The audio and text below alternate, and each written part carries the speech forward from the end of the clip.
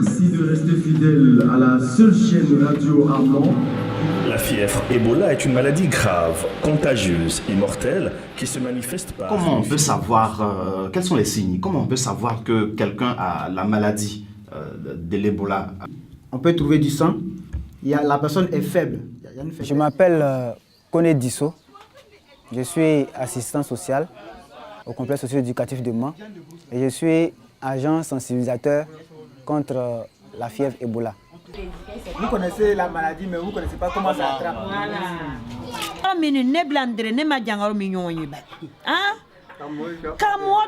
On ne touche pas les maladies. D'abord, Mans est la capitale de la région qui est collée à la Guinée et au Libéria, qui en ce jour abrite des cas de fièvre Ebola. On s'est dit que nous sommes dans une zone à risque parce que si la prévention n'est pas faite normalement, nous allons abriter des cas en Côte d'Ivoire. Les communautés nous signalent que de façon régulière, elles reçoivent des SMS qui parlent de la prévention et des mesures à avoir pour éviter de contracter la maladie. Et ils sont balancés de façon régulière.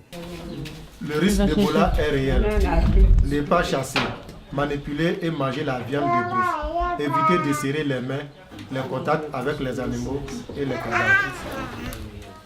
Pour toute maladie, il y a des mesures préventives, il y a des mesures qui sont prises.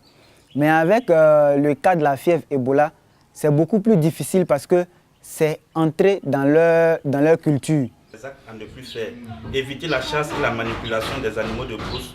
Quand c'est comme ça devient difficile pour ces personnes de pouvoir abandonner. Mais avec la sensibilisation, les populations commencent à comprendre et il y en a qui commencent déjà à respecter. Mais il faut dire que ce n'est pas du tout facile. Vous savez que tout changement ne peut pas se faire de façon brutale.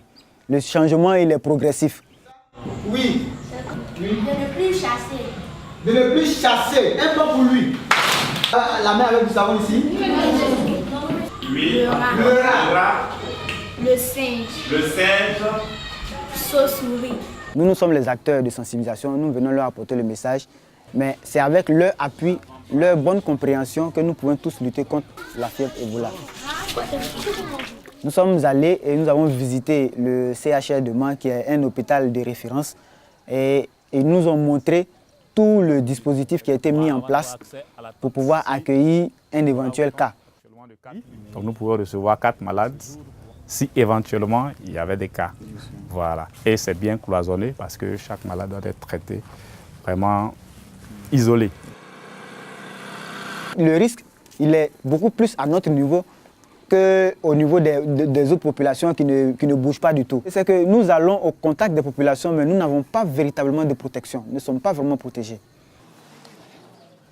Il faut que chaque être humain, tout être humain, en tout cas qui habite en Côte d'Ivoire ou bien dans une zone à risque, donne tout le potentiel qu'il a afin de pouvoir prévenir cette maladie. Regardez déjà ma famille, je me dis que la motivation que je peux avoir, c'est de faire en sorte que le virus n'entre même pas dans notre pays.